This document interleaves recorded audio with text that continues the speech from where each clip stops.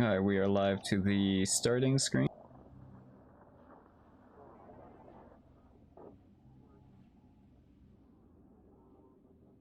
It is fixed now.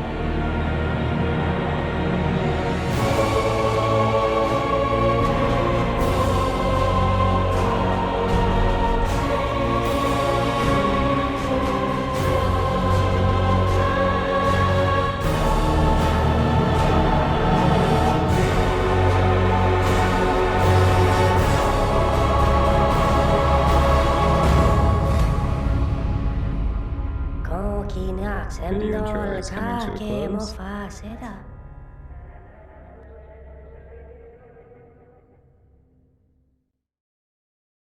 This is Talking in Stations, a podcast about EVE Online. I, as always, am your host, Artemis Albosa, a member of Noir. Joining me today, we have a pair of co-hosts. First and foremost, on camera, we have Delana, and I've forgotten your surname. What is your surname? Surname is Ivo, so Delana Ivo. Delana Ivo, and you are a member of Horde Vanguard within Pandemic Horde. Yep. So welcome to the show. Is this your first time on as a co-host? I believe so, yes. All right, well, welcome aboard. Also joining us today, also a co-host, we have Matterall of Waypoint Set. Hello, I'm Matterall. I'm going to be lurking here in the dark. Ooh. All right. Well, also in the dark, I suppose, if the dark is not being on camera, we have our guest for today's show. You've probably heard him before, also probably on Talking in Stations, and if you've flown in Lowsec in the last 5 years, you know who he is. He's Predator Elite, the CEO of Did He Say Jump and Dock Workers. Hi, how's it going, everyone? Is going well. All right, well, let's hop right into today's show. We are continuing our expose, our series of shows, our exploration into what does the state of Lowsec look like in the year 2020. I intended for this to be 2 episodes, maybe a faction warfare group, a pirate group, and that'd be it. But we're 2 months in and we're still going strong. This week, as already mentioned, we have Dock Workers. They are a Lowsec pirate alliance, and we're going to be going a bit into their history and things of the like. But before we do that, I'd like to talk a bit about you, Predator Elite, and just give the audience a better idea of your perspective on EVE and the game before we hop into your group. So can you give me a history of yourself as a character within EVE Online? Sure. So I originally started playing the game in 2004, ended up selling that tune, and then came back in 2008. Ended up joining Caldari Militia Warfare. Had a lot of fun there, just kind of relearning the game, PvP, getting back into FCing. Then I kind of hopped over to Amarr FW, and ever since then, this whole Amarr FW Warzone has kind of been my home. It's been one of the best places for PvP that I found in the game. So you're living in the Warzone, but you aren't a part of Faction Warfare itself, correct? That is correct. What's the reason behind that choice? So there was a nasty bug back when FW first came out that if you had a sex status under -5 and you were to rep someone else that was under -5 sex status, you would get a permanent standing set. So we found out about that bug maybe about a year into being FW, and CCP said that they wouldn't reverse it unless you petitioned it within a week. So Pred is actually never able to go into high sec in any of them again, because I just have a permanent standing set. so decided to leave the FW and just kind of enjoy the game by blowing people up. Wow. Okay. That is quite the bug. I never actually heard of that one before. How long ago was that a thing? Probably within the first year to 2 years of when Faction Warfare came out. Ah, right on. So were you in on the bandwagon of farming LP, like to get super freaking space rich, like because of the bugs with the missions, I think it was back in the day? Yeah, so there were multiple bugs that you could do, but we kind of did it the standard way. I think we were running at least 8 jump freighters a week up to Jita selling Navy battleships. So we made a very good chunk of change. Nice. So that's a little bit of history of you as Predator Elite. Now you're known today for being a very active pilot and a very active fleet commander. In fact, I think if I remember right, you mentioned that you were the main fleet commander for your alliance and your corporation. How did you get into fleet commanding? Just kind of had a nag for it. Honestly, it's something that I enjoy in the game itself, just leading a group of guys, being the underdog and fighting against the odds. It just gives you an adrenaline rush like you just never felt before. Right on. Even when you lost?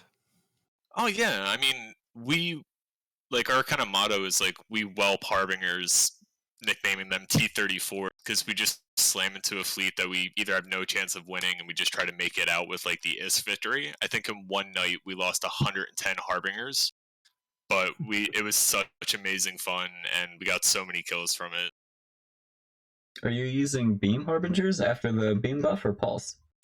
Beam harbingers, they have really good range. I think Aurora, even if you have info links on Aurora, you can hit up to 94. So it just gives you being able to hit a target from 0 to 100. Awesome.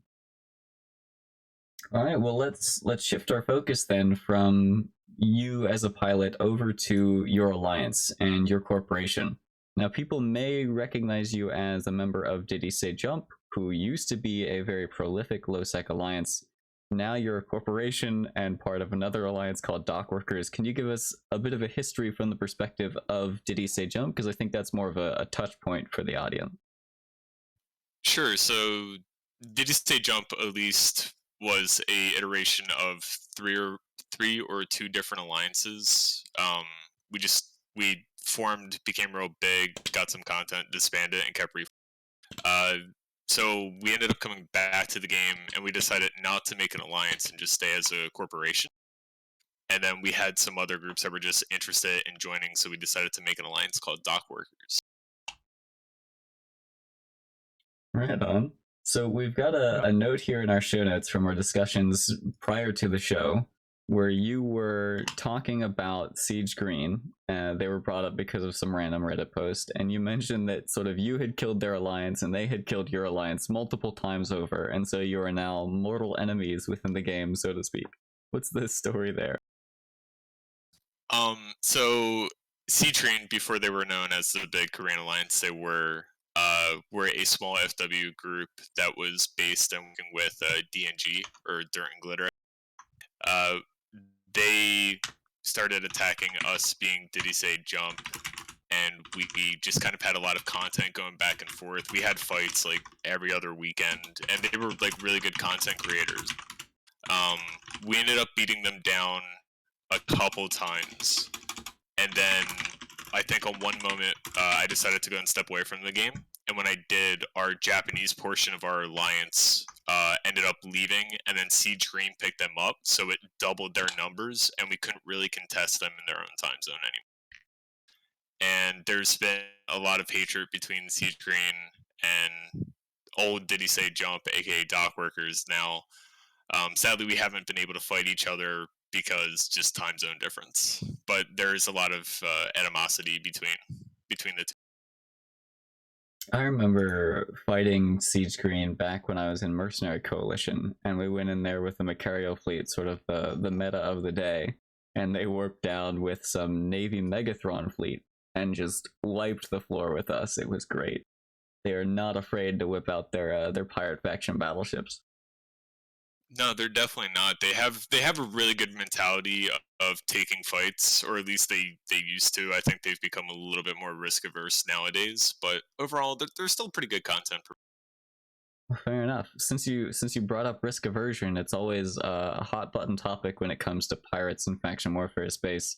Some pilots think that all the pirates are risk averse, and so that's why they're not part of faction warfare. They're not putting anything on the line. The pirates think no, the faction warfare dudes are risk averse because they're only flying cheap stuff and they're not putting anything on the line. What's the dock worker stance on risk aversion? Do you guys throw down? I have some battle reports here with some caps. Is that a common occurrence? We actually tend to stay away from just randomly hot dropping caps on people. I mean, if we can beat you with just pure sub caps, we'll do.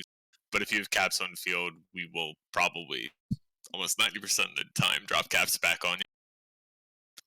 As far as risk aversion goes, I mean, as far as I can tell, like, my group plays a game for PvP and just, we want to. We understand that some people in the game don't like that game style, although we kind of force it on them whether they like it or not.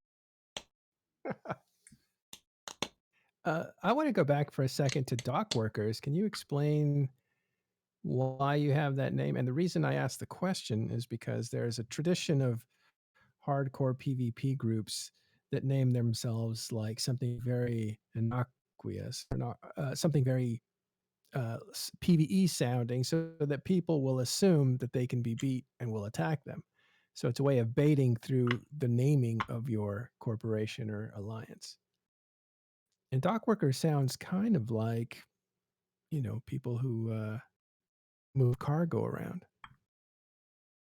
Yeah, we kind of had a list of names just kind of going off of like just some like meme type of name that we wanted to think of, or just a name that we thought was kind of entertaining and funny. We had an inside joke with Loot Division 1, which was an alliance name, because after most of our cap fights, we would just constantly say, put loot in Division 1. But we didn't think that would resonate too well with other people outside of the alliance, so we ended up with dock workers. Can you share any of the other potential names that were on the table but unfortunately didn't make it? I tried to dig up the list. I can't find it, unfortunately. Oof, unlucky. I understand you have quite a few Alliance members who are in Twitch right now watching us live, so if those guys remember any of the possible voting options, put them in chat, please. We would like to peruse. Yeah. Delana, do you recognize any of those, what are they, emoticons or emojis? For emojis? For Yeah, what? they look like a bunch of anime to me. Delana, are you our resident anime expert? Has Matterall No, just no, no, outed no, you? no, no, no, no, no, no, no, no. I think she is. All right, I just assumed. Assume. Oh dear. Sorry. All right. Well, since we're on the subject of you, Delana, what's your history with Lowsec and faction warfare, real quick, before we continue on with the show? Sadly, absolutely nothing. Like, I started playing this game in about 2016, like halfway through World War B. Like, that's where I first saw it. An article on Reddit about these big fights going on. So I was like, oh, I want to get straight into that. So like I joined EVE, and like within a week of me joining EVE, I got a mail from Horde, and that's basically where I've been ever since. Wait, you got recruited by the random recruitment EVE mail? Yes, I did. Wow, I didn't know people fell for that. You open that envelope? I just wanted to join somebody, and I wasn't playing with anybody. Like, I hadn't met anybody else yet at that point, so I was like, I mean, if this doesn't work out, I'll just go to another group. But somehow it's worked out for like the past 4 years, so. All right. So let's jump into, we've talked about who Predator Elite is, his history. We've talked about dock workers and their history, as short as it is, given that they've just recently reformed. Let's go into talking about what you guys are doing now. I've got quite a few battle reports that we have pulled open here and that you have linked to me, and we're going to try to go through them in rough chronological order, but can you sort of tell me about the gameplay of dock workers through the tales of your battle reports here? Looks like the first one I've got is from Manai and Genesis, happened on October 24th. Yeah, so we did a little deployment down to Genesis. We wanted to try to engage another USTZ group called Shoot First, and they based out of Genesis. So we deployed down there with a few friends of ours, and we were just trying to farm them for fights. So we took like meme comps as like Torp Typhoons and Drakes. We didn't really expect to win a lot of the fights, just kind of go in and just make some content. Uh, and they ended up feeding to us just really hard. We actually burned the whole area down, and their alliance actually disbanded, which was unfortunate. But that's our mentality. Like we don't want to burn anyone out of the game or out of the region just because it's like not good for the game. But we are content, people. We want to get fights. I'm trying to remember. I was speaking with someone. It may have even been on TIS, and they were talking about how Shoot First was sort of this alliance that had. Oh no, it was on Declarations of War. We had a guest. His name was Banjo the Clown. At least that's part of his name. I forget. It's some reference to some band somewhere. And he was part of Shoot First, and essentially Shoot First formed as sort of this low-sec moon ownership racketeering thing, where they would go and take valuable moons in low-sec and then go and find high-sec miners and sort of rope them into mining the moons for them. And that's how Shoot First became a thing, and they took moons all over space. And I think I'm guessing you guys probably killed a lot of their Athenors out in Genesis, right?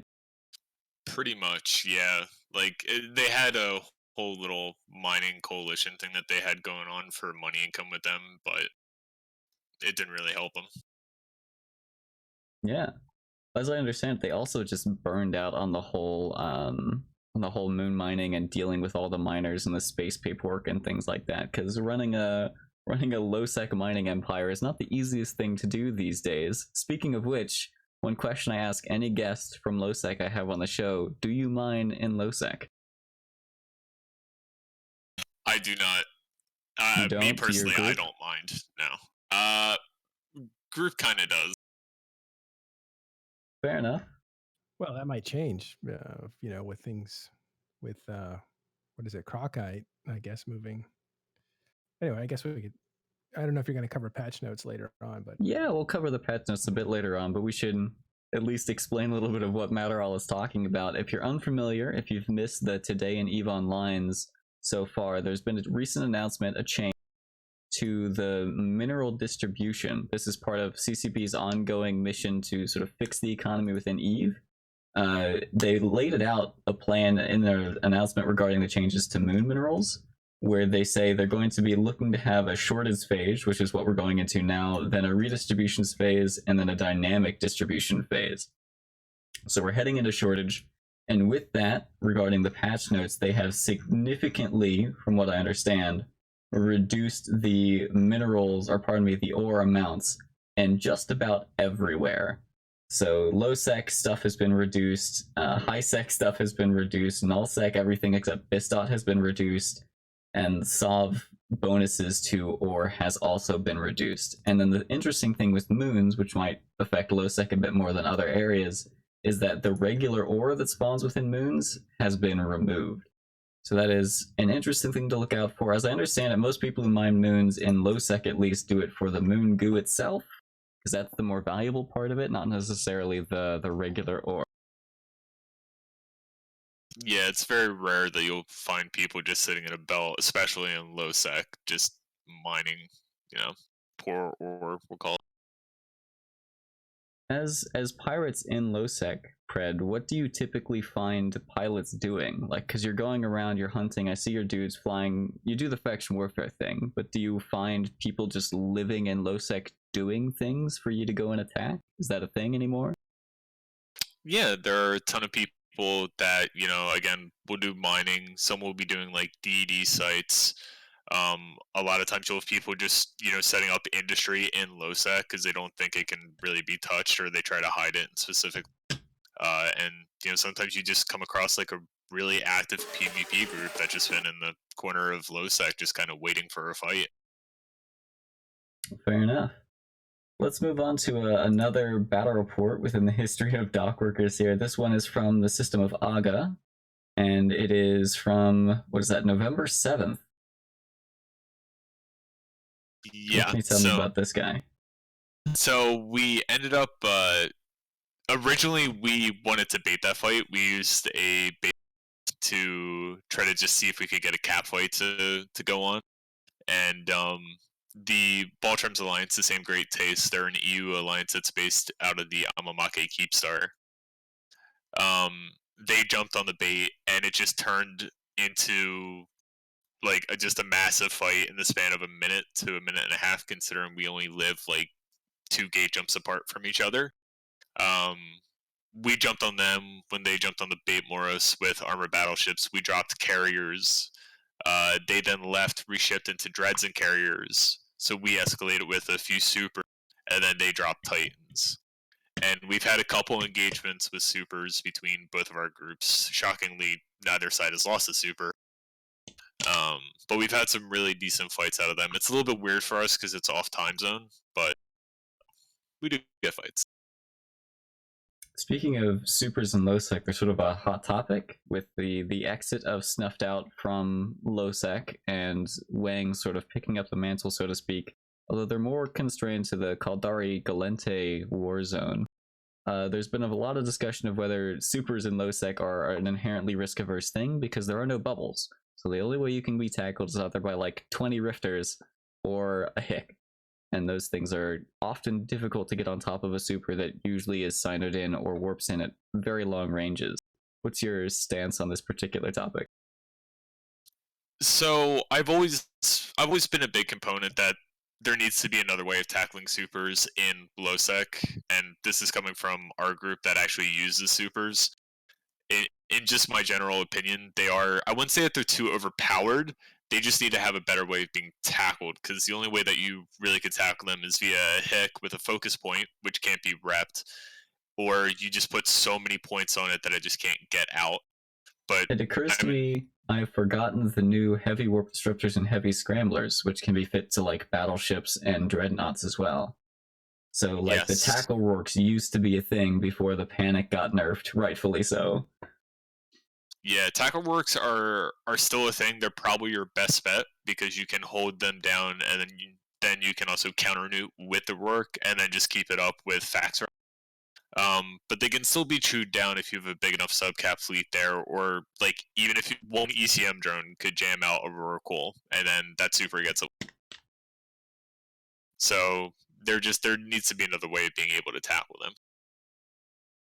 Delana, I'm curious on your opinion of this subject. Horde has been known for being a new player group, but recently Horde has now expanded into the Super Capital realm, merging their Super Capital fleet with that of PanFam and now PandaFam up in the north, if I understand correctly.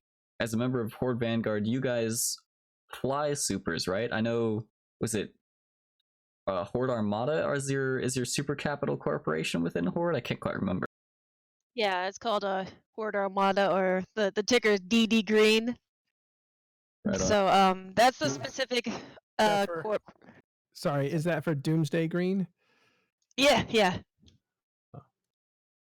Because they always say like DD's green when it's, time to fire them off. But yeah, we also do have supers and stuff in Horde Vanguard.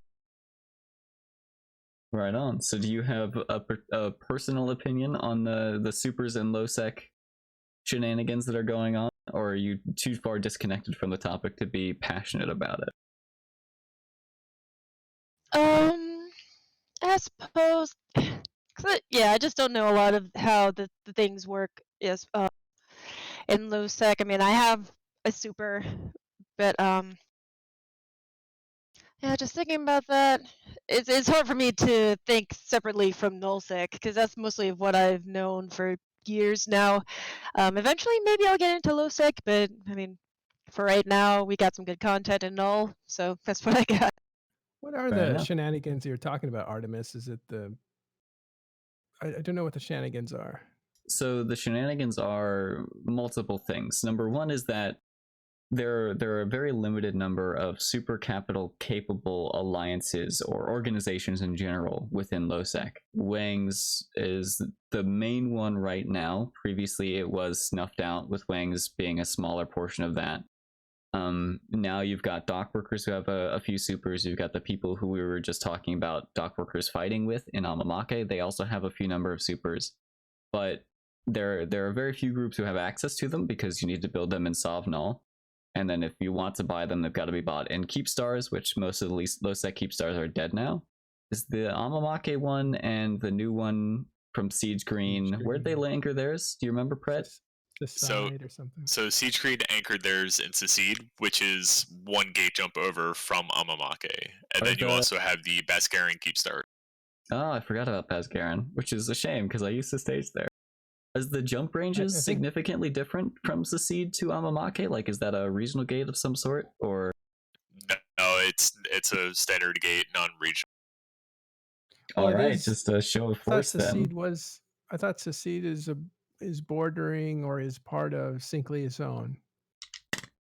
It is bordering Sync Liaison, yes. One jump will take you into Sync, but it is not within that. So I guess you could take the regional gate into Sync and then have a different range? Well, I don't know if that matters so much inside of Empire space.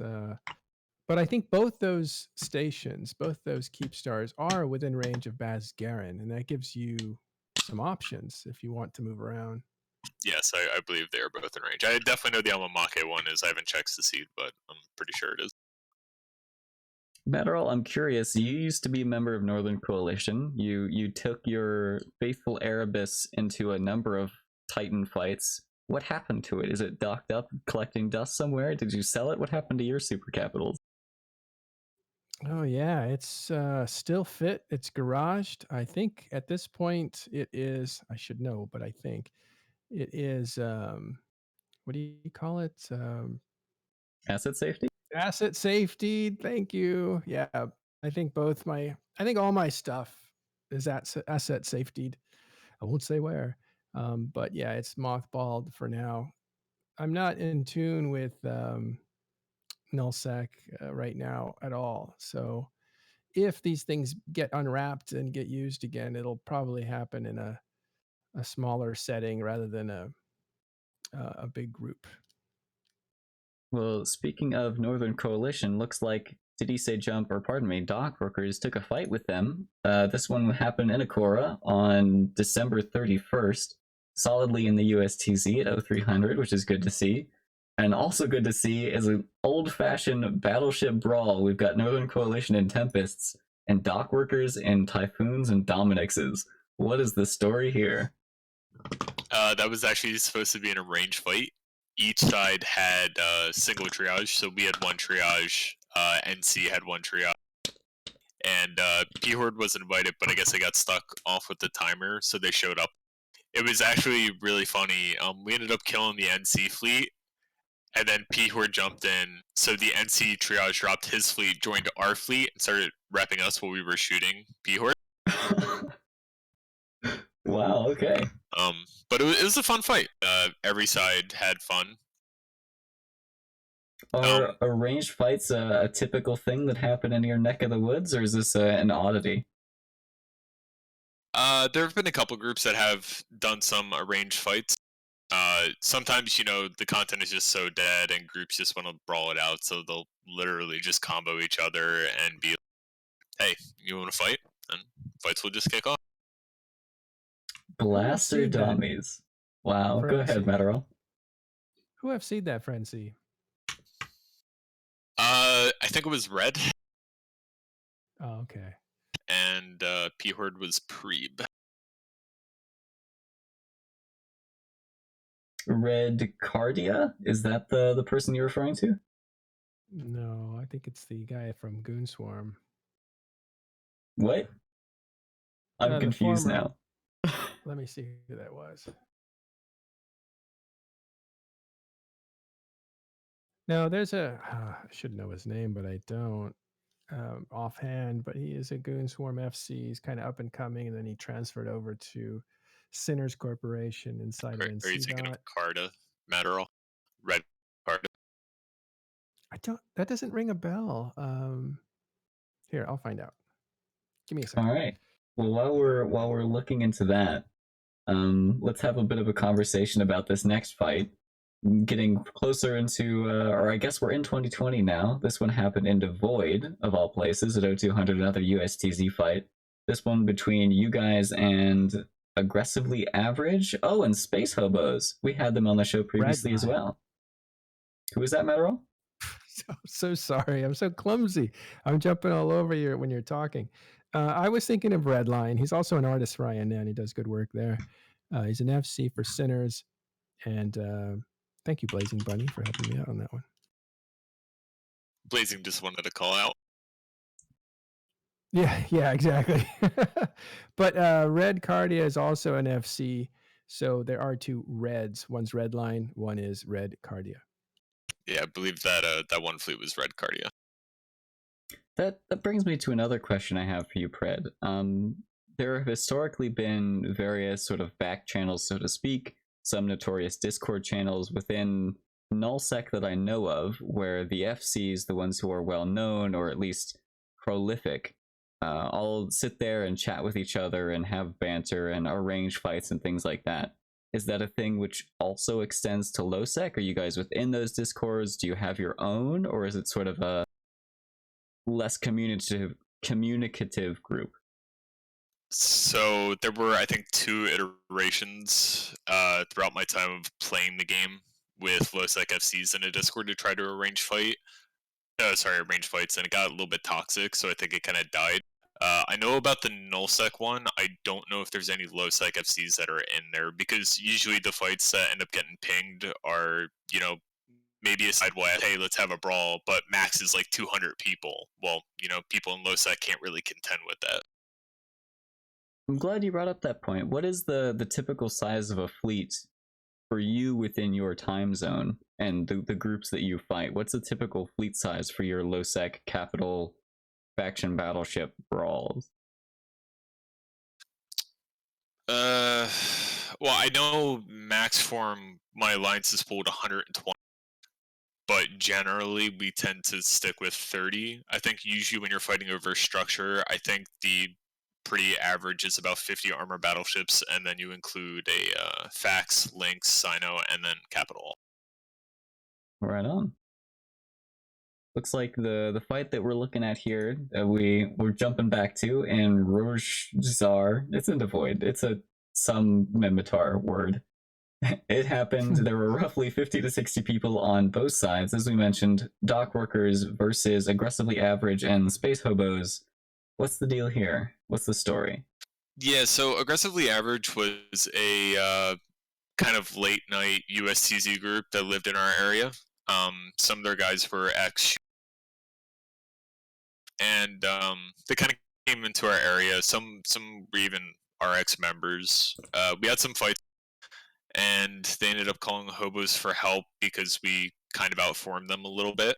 And that particular fight was actually kind of rough for us. They all had max with tracking disruptors when we rolled out our new Leshak comp.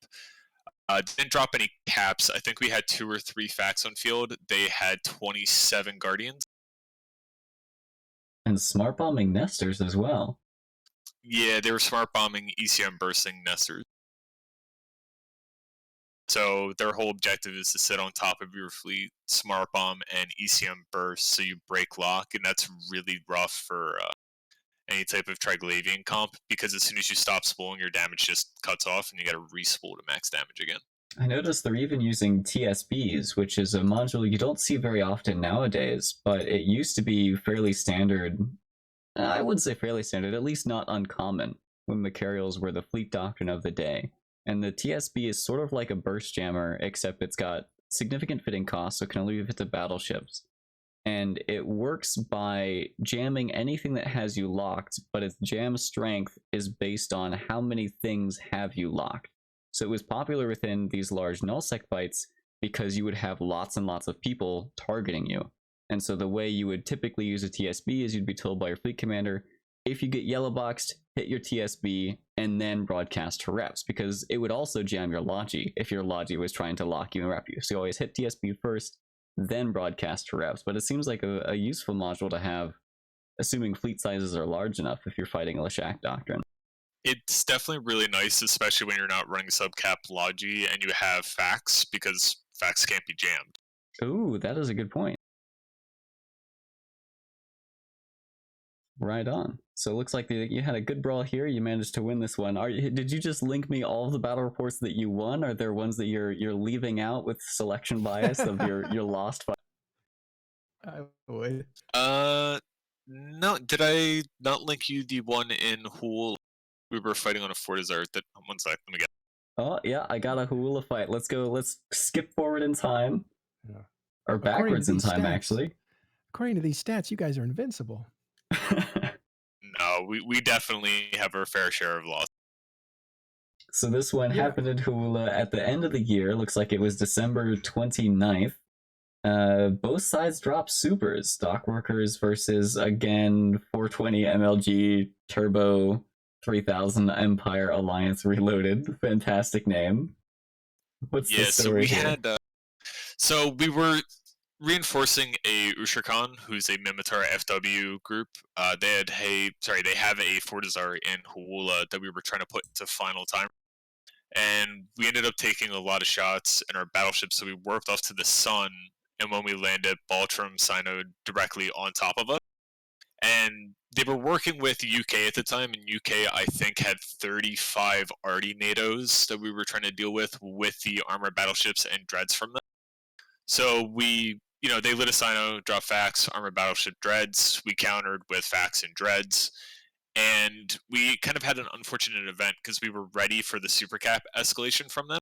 The problem was 2 of our backup Sinos DC'd and couldn't reconnect to the game. So we were scrambling throughout that entire fight on trying to get another Sino in.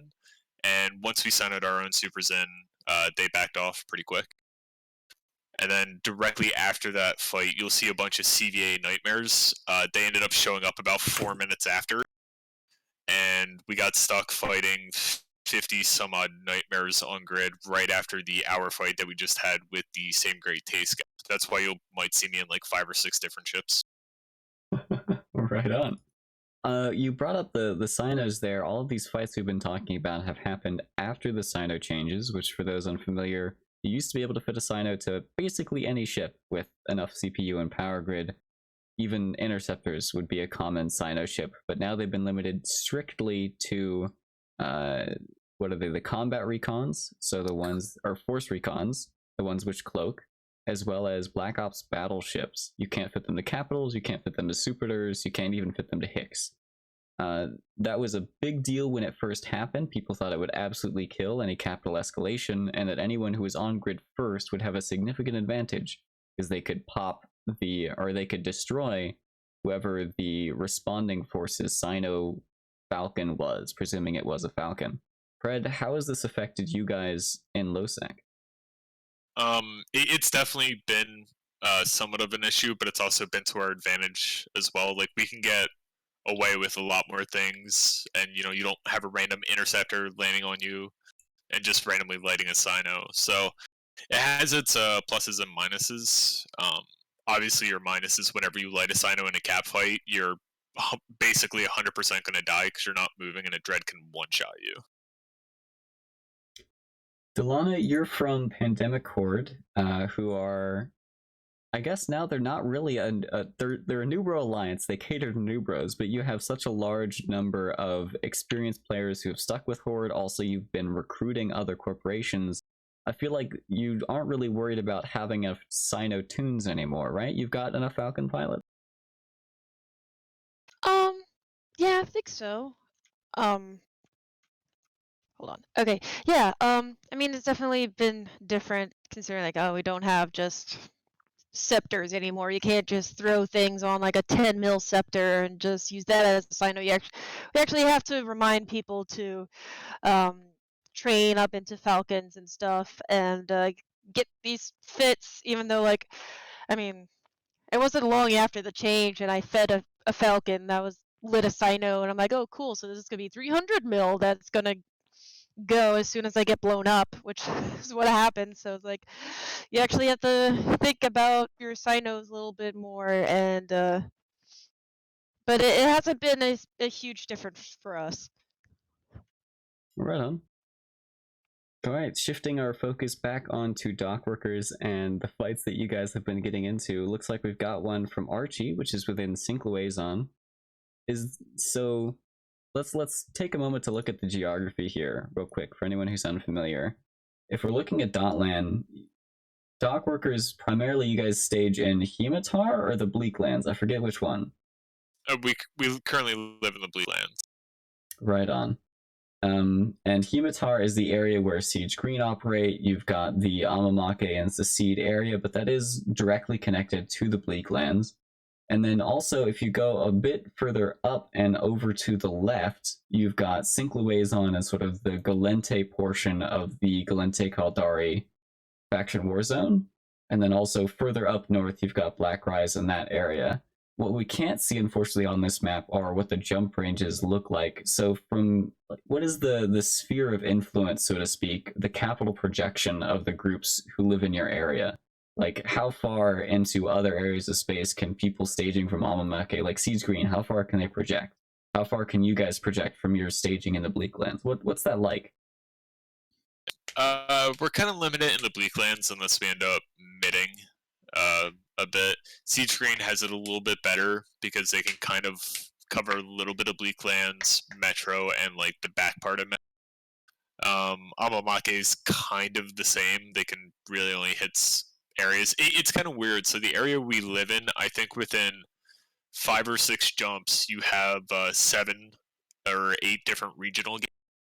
So half the time, it's actually quicker to just gate your capitals than sign. And of course, there are no bubbles, so it's going to be hard pressed for people to tackle all of your caps if things go wrong. We have gotten caught a few times moving caps or gates. I think the most recent one was actually against Volta. I think they were just passing through, and they had a 70-man fleet, and we were warping dreads back from an op, and they kind of caught us. Luckily, we didn't end up losing much. I think we only lost like 2 battleships. Oh, right on. Interesting things happen in Losec.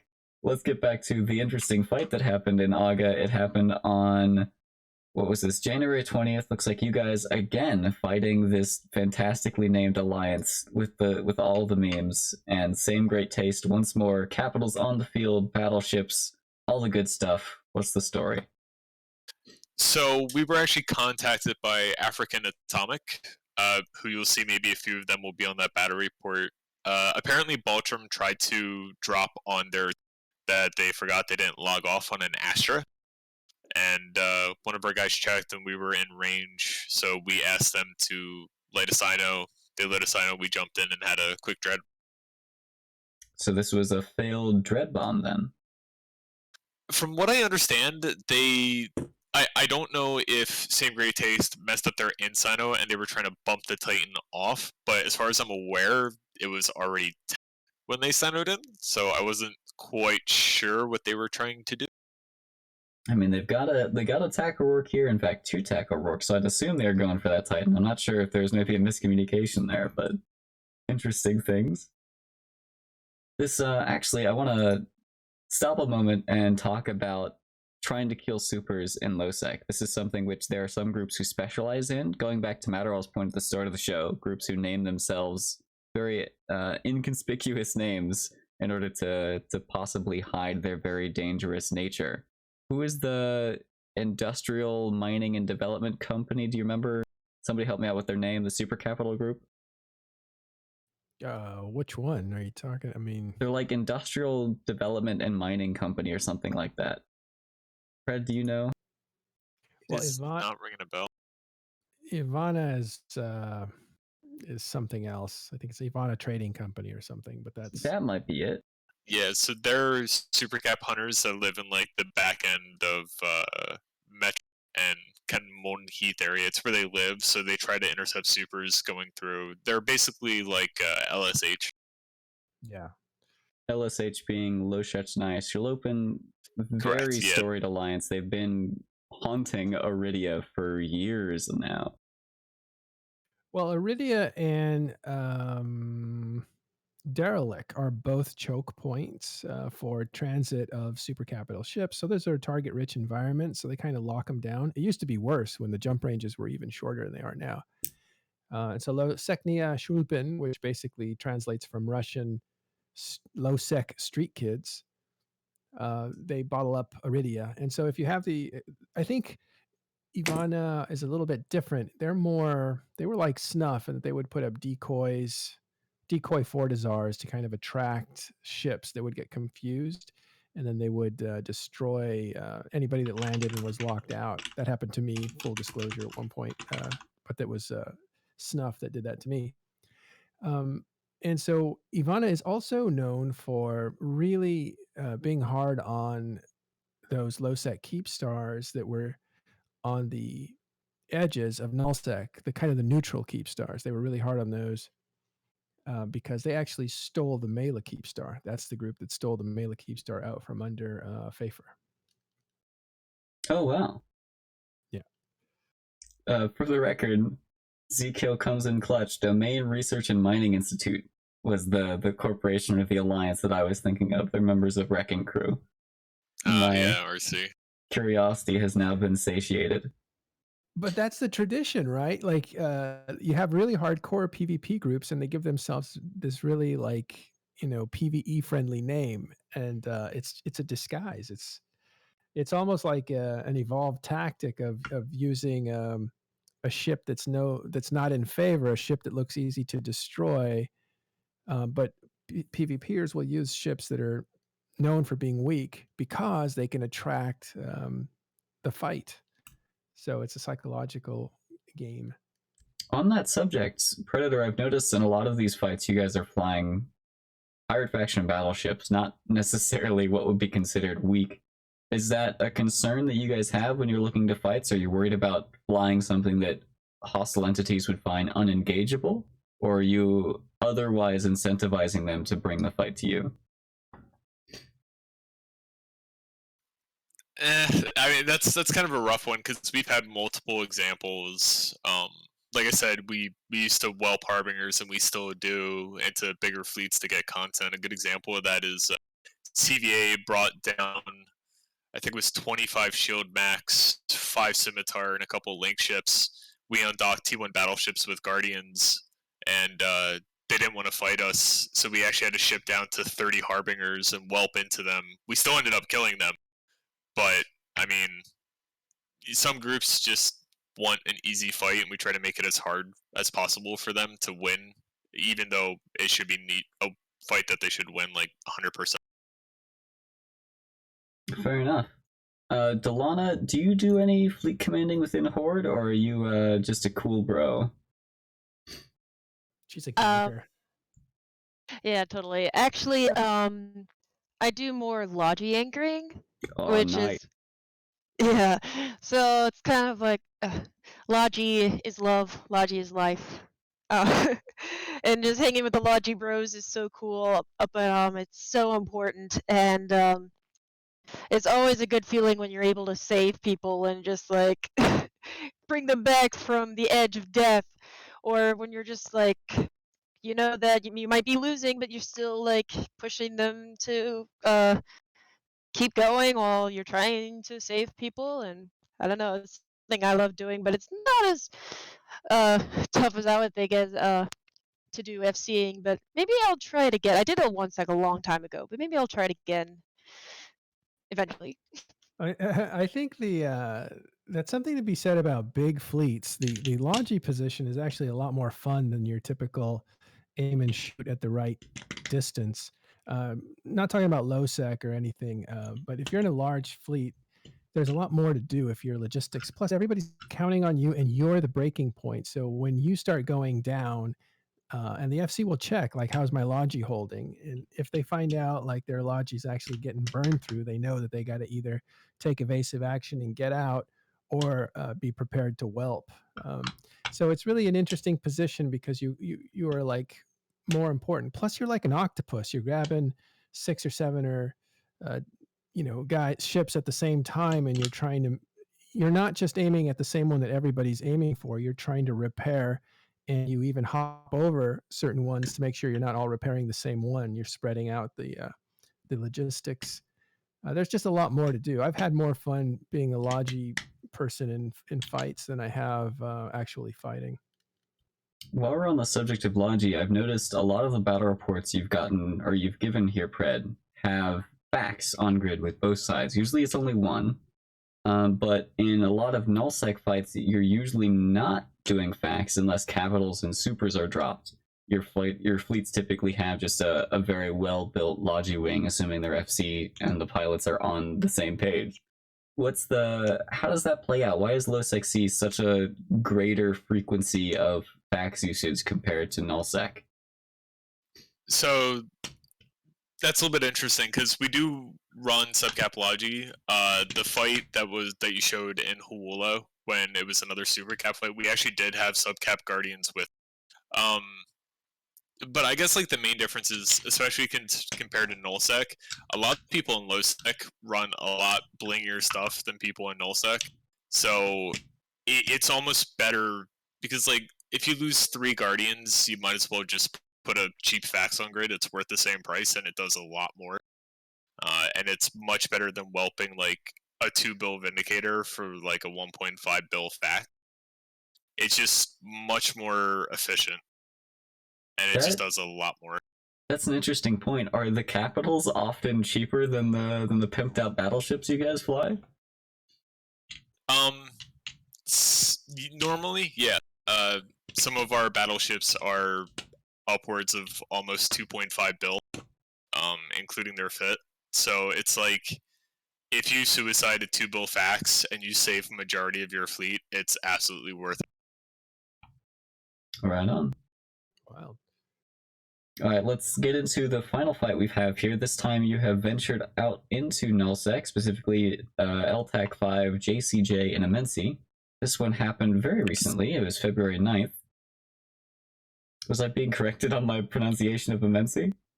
I remember LTAC 5. I called it Immensia. Yeah, Amensia. Okay.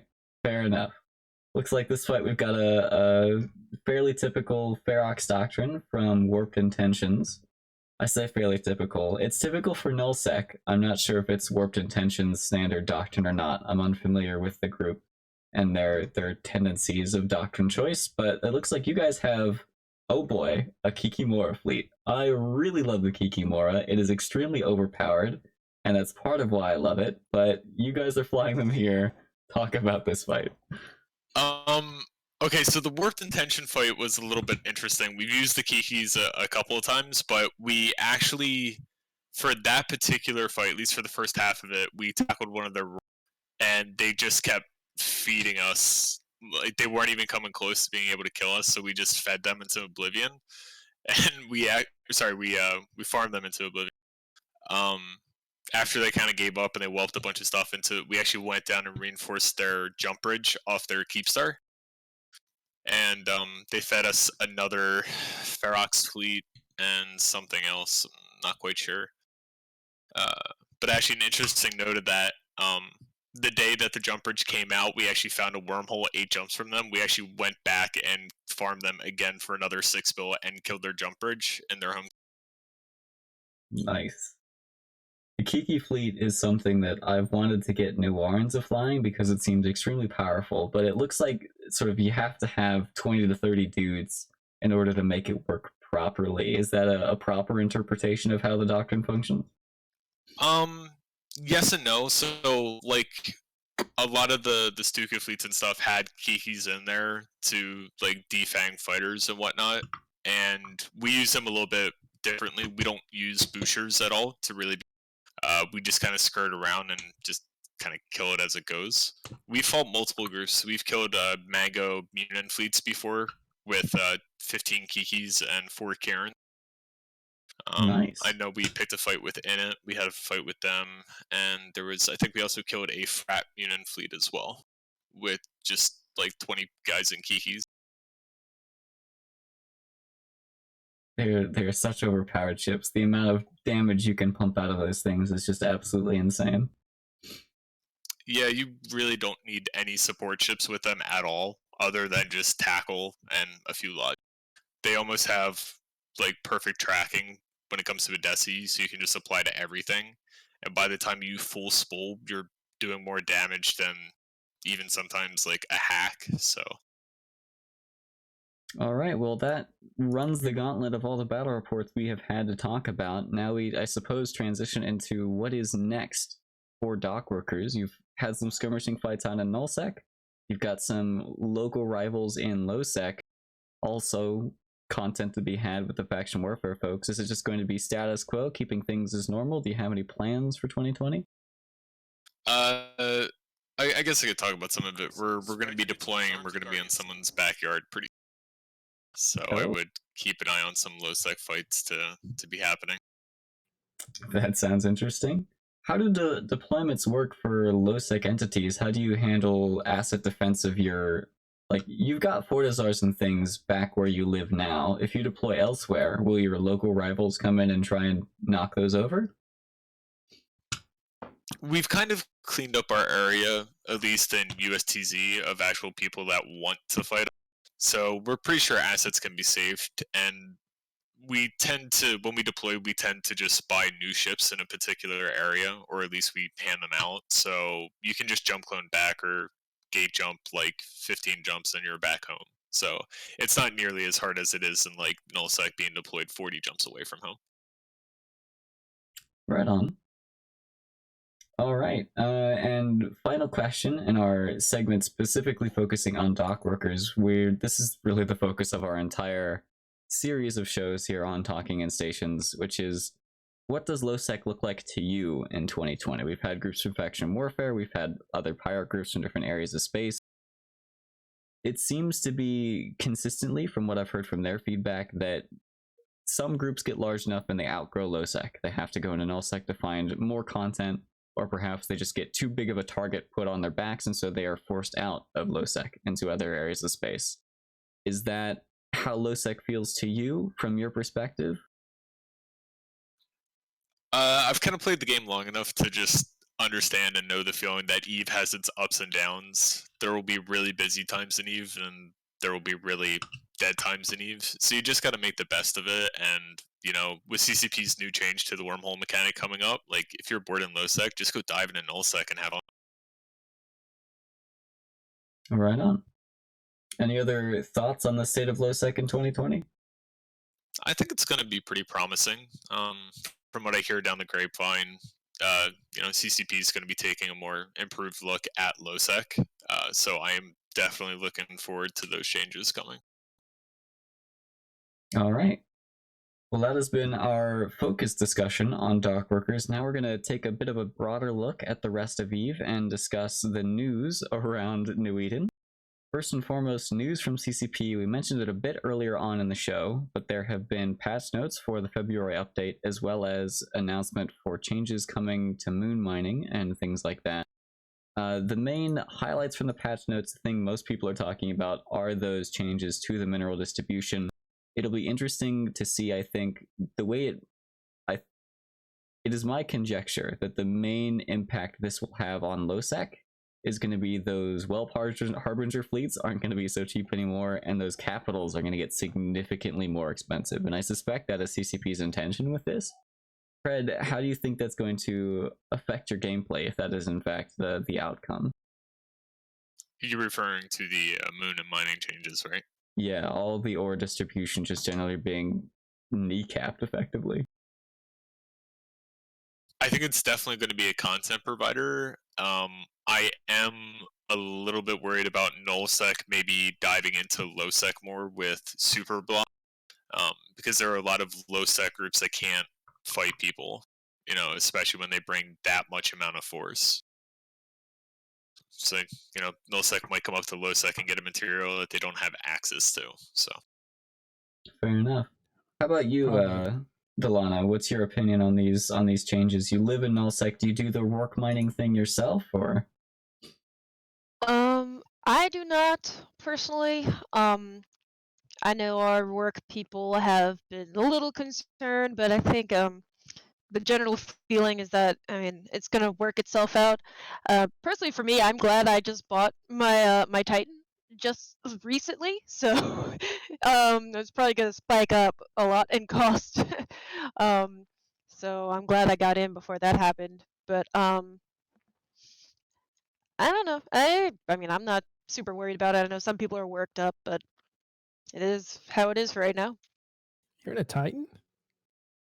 Yes, I am. Yes. Look at you, all grown up. What kind is it? I'm in my bus, my Erebus, my spinny wheels. Is the Erebus still the worst Titan? No, No, it's the I wouldn't best. Have pick things the worst changed? Titans to be in. I think with shield changes, it's become even a stronger tank than it was before. I think if you Whoa, you know- whoa, whoa. The Erebus is now stronger because shield slaves? How is this matter all? Well, because it was double tanked. If you're just going out in a big fleet and all you want to do is survive and tank, then I think it's a pretty good ship. I mean, that's really what the story of 2018, or was it 2019? I'm losing track of time. 2018 was, I believe it was Goon Swarm figuring out that you could dual tank an Erebus. In other words, putting shield on it. Normally it's armor, but you would put a shield on it as well. Then some changes came around that made that even more viable. And now you have shield slaves, which makes it even more viable. Well, fair enough. I think you would probably still want to use amulets with your Erebus, but maybe you want to use Nirvanas. Speaking of amulets and Nirvanas, they have both been added to their respective loyalty point store. So if you're a burner mission farmer, you can now acquire those from their loyalty point stores. What were you saying, Pred? I say finally. Indeed. Is that going to make those significantly more accessible for you and your pilots? We have had a burner corp farming that LP for almost a year and a half, so we're well set with that. Is there a rattlesnake fleet on the horizon? My guys are going to be pissed at me. We actually retired the rattlesnake. No! What, nightmares then? What are you gonna do? I don't know if I want to spurge it. We were looking at Pancake Fleet. Ooh, What nice. ship is that?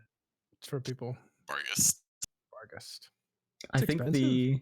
the only people who use Bargas right now as a main doctrine, there used to be some Russians who used it out, and I think maybe even it was XX Death who used it as opposed to like Macarials or whatever.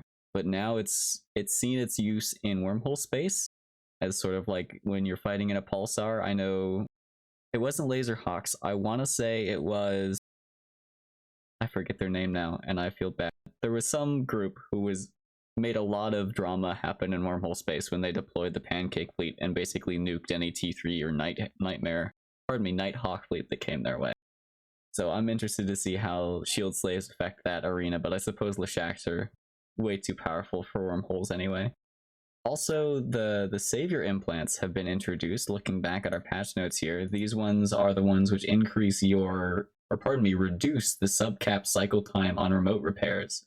So you will rep more because you rep cycle more often, but that does significantly impact your capacitor usage.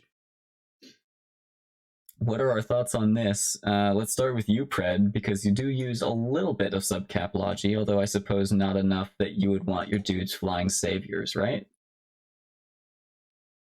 So, our biggest issue when it comes to logi is logi just being volleyed off, not really not receiving reps. So we do prefer people to be in buffer implant sets, just because it's just overall more effective. And you're also talking subcap, so like your overall buffer in a subcap is way less. So if you have a lot of logi that can just one cycle like your full armor or shields, that's just more effective with buffer than it is actual rep time. Right on. Delana, I'm expecting that you are not going to have much use for these. Do you think that there's going to be some random baller in Horde who just always flies with saviors because they're the best logi ever?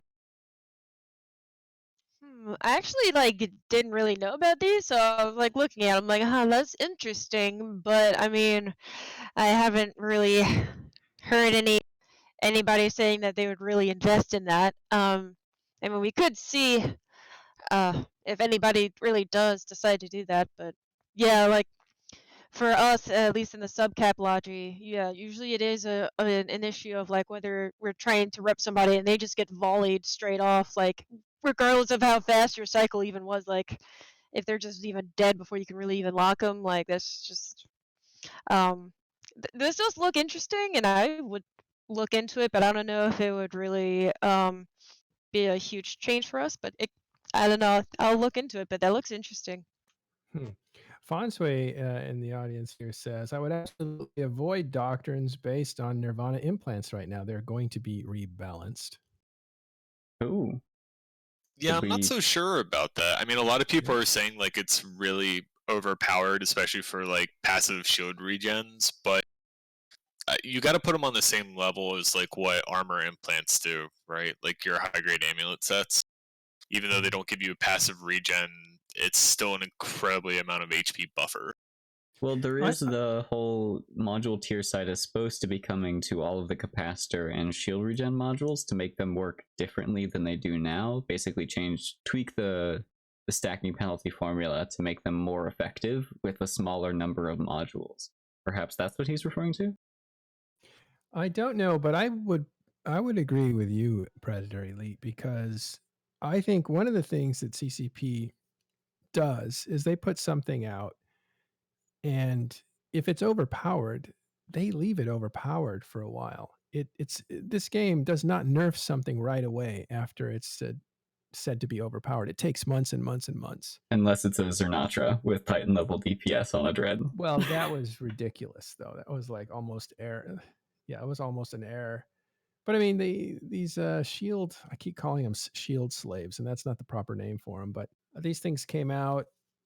Well, I guess they're very rare, so nobody's been able to really capitalize on how overpowered those are yet. All I right. don't know. My point is that CCP doesn't nerf their new stuff very quickly, and I'm thinking there's many examples of this, but the most recent one is a Kikamura, right? Or what was that destroyer that was just killing everything for a while? Sweeples. That was yes. Yeah, that went on for a year and a half without getting nerfed, and they just let it, And I remember a show where CCP Rise, I think it was, it was a streamer who was like, "Hey Rise, are you serious about this ship? Because I am just killing everybody," and he's like, "Well, enjoy it."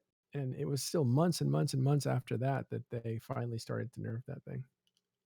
I think that might be kind of becoming to a more condensed time because Team Talos is actually now a thing, so they might be looking into stuff a little bit quicker. But CCP, at least historically wise, has never been known to really nerf something that's overpowered, at least not for.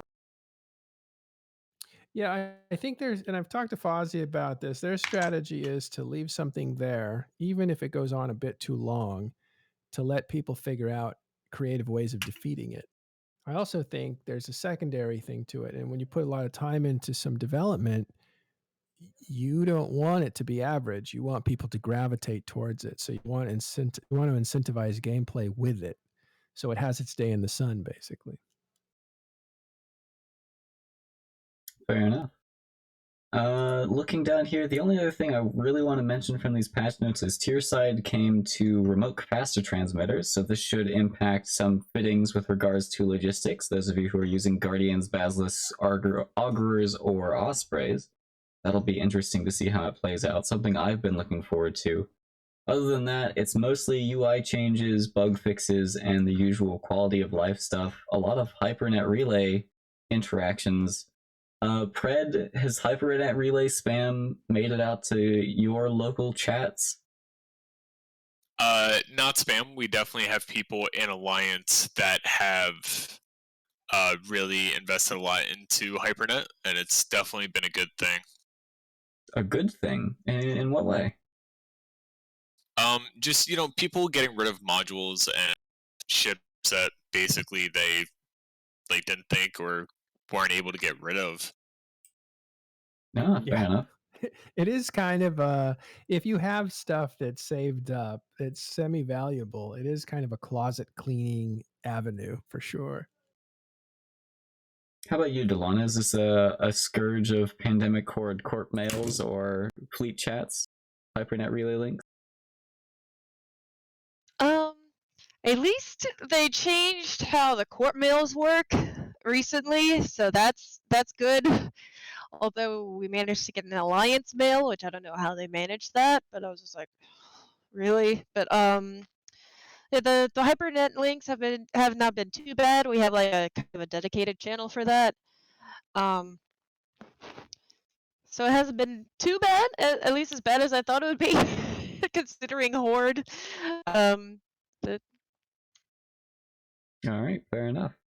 Looking here, we're gonna shift our focus up to the war front happening in the north. For the record, everyone's calling it the Northern War, sort of like we just had the Southern War, and I'm really salty because we can't just keep naming wars after their geographic location.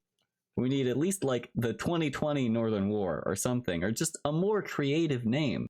Come on, Well, people. you don't name wars right away. I think it's artificial to name a war right away. In fact, most wars don't have names. That's the thing. It's not everything has to be branded in EVE Online. So people just need to refer to it to understand it. The problem is all this gets recorded and it becomes an archive. So when you go back to look for information on it, you might get confused on which one we're actually talking about. But I think the World War B or the Casino War naming thing is a huge joke. It's a big joke on EVE Online, basically trying to control the name of the war before it even happens. And then you also have like the Weeb War and all these other wars. These are really from specific people trying to control a narrative, and it's trying to make their mark on the game as well, and it's really artificial. So I think the actual people who are fighting the wars, they don't care. They're not naming it. It's us in the media that need to refer to it, that need to kind of figure out how to do that. But it's still artificial, because I don't know. Like if you're naming a war in order to push an agenda or a narrative in order to impact morale or who's going to ally with who or show up the timers, then I feel like the people fighting in the war would care then. But I get your point. Nonetheless, I'll just refer to it as the 2020 war in the north. And in the 2020 war in the north, we've had a couple of updates since our last show. Wait, let me. Okay. Sorry, before you go on, let's get this settled. Let's decide the name of the war right now. It's happening. We're doing it. Just kidding. No, but I do think what you can do, and maybe we should talk about this as a part of a media organization, is to name it after the action that's being taken. So you might call this the PandaFam invasion of Dead Coalition, or something like that. That way you have the parties involved and the action. So that would be good for clarity later on. Then from there, try to figure out a clever way to say it, I suppose.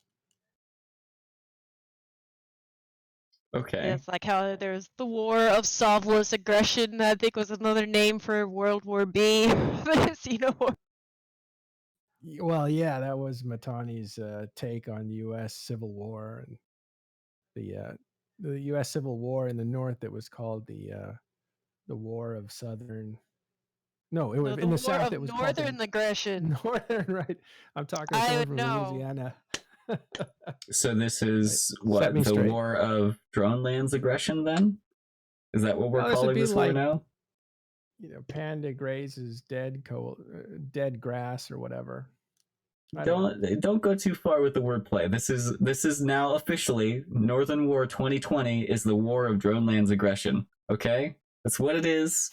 I'm making an executive decision for all of EVE Media. If I see you posting on r/EVE and you do not call this the War of Dronelands Aggression, you're going to be downvoted into oblivion. Clip it, ship it, it's done. Let's talk about this war now. There have been some updates since our last show. Specifically, it seems like the defenders of Dead Coalition are ceding the territory of Tenal and an even branch, to an extent, over to the invaders of PandaFam, Paternity, and Pandemic Legion, Northern Coalition, that cohort of alliances. So that is a significant update and a significant progress in the war. There have been conversations had about how quickly Dead Coalition has seemingly given up Branch, and that they're not looking to stall for time anymore. They're just collating their forces, regaining strength, and gathering back on the edge of Declan in order to defend the homeland there. Speaking of Declan, we mentioned last show that the iHub in VFK was taken over by Test Alliance Please Ignore. VFK being a very storied location on within EVE Online history. Matter, I'll explain that history a little bit on the Sunday show. So if you want to hear a bit more about that system in particular, definitely go and check that out. Is there anything else worth talking about with the War of Droneland's aggression? Yeah, right at this very moment, Initiative is actually deploying to help Ranger Regiment retreat, which is a new development. That's the absolute latest. That's happening right now. There have been move fleets all day long right now. I believe they're moving all the way out of Branch and into Decline. So they moved out of Tenal, they retreated to Branch, and now they're moving out of Branch into Decline. And Decline itself is being attacked by Test, if I'm not mistaken. Indeed. Well, okay, I should say I have reports that Initiative is helping in move ops for Ranger Regiment. I haven't confirmed them yet with an FC there. Fair enough. Is there any other news items? Delana, Predator, did anything that in your realm of influence, your particular individual interest that you would like to talk about? I would say for me, I mean, our involvement is continuing in Venal. We are having continued battles with goons, and that has led to some pretty good fights. And for the near future, that seems to be continuing, and we're going to get caps involved, and that looks pretty spicy up there. It seems like the two staging systems you guys have is a great place if a roaming fleet wants to go and get some instantaneous content. So for the sake of those people, where are you staging? Where is the Goonswarm Sig and Pandemic Horde? Where are you staging in Venal? I know our staging is usually around PF. I'm not sure where exactly the goons are, but I know they're not that far from us, because I think a lot of times we were kind of back and forth with whoever's gate camping around in that area. So there's been a lot of people hanging around. I know there's been a lot of goons just hanging around all over the place all the time, and a lot of little skirmishes here and there. Yeah, I think they're in the same system or right next to you. Yeah, it's been a lot of back and forth with structures. I know we actually lost a structure and they recovered it and they anchored it. So there's been a lot of structure battles there too. Awesome. It'll be interesting to see if that staging position changes as the war shifts from Tenal over to Branch and then possibly even further into Declan. That'll be fun to follow, but we'll definitely keep you updated on the War of Droneland's aggressions on future shows as things of significance occur, events of significance occur. Moving on in our show, we're rounding things down and coming to the section we like to call Something You Might Not Know. This is where the hosts and the guests tell the audience something they might not know about EVE Online. It could be lore, it could be EVE mechanics, could be something related to general EVE media or tools. As an example, I'll go first, and I'm going to talk about a tool I love to use, which Matterall, by the way, I hope you're taking notes. You should use this on Today in EVE Online. It would help you a lot. It's called fleetcon.space is the website. Extremely useful. They have descan things. They have battle reports, which is what they're most known for. But what I like, and what I think is most useful to most people, is a FozzieSov timer history. So the way you navigate to this is they have a timer board, very similar to timerboard.com. But then they also have a history button that you can click, and you can search by the events. So whether it's something gets reinforced or killed, you can search by a system, a constellation, a region, or even the owner of a SOV structure. And then you just select a start date and search. So for instance, if I wanted to see, okay, what iHubs died in Tenal yesterday, I would go to iHub, I would go to Tenal, And then I would set the start date to February 11th and click search. And I can see that only one iHub died yesterday.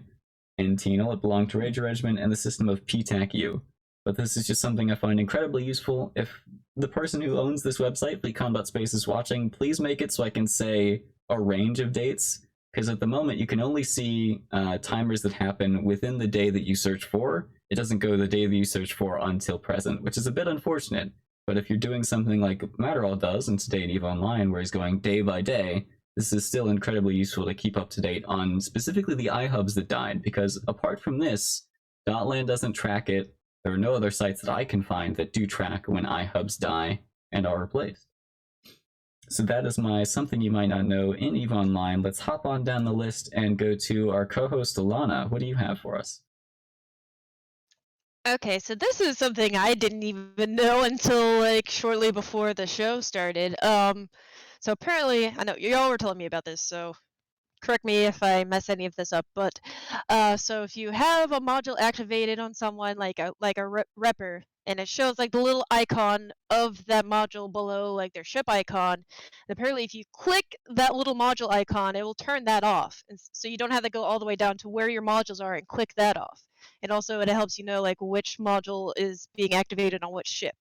Is that correct? Yeah, that is very accurate.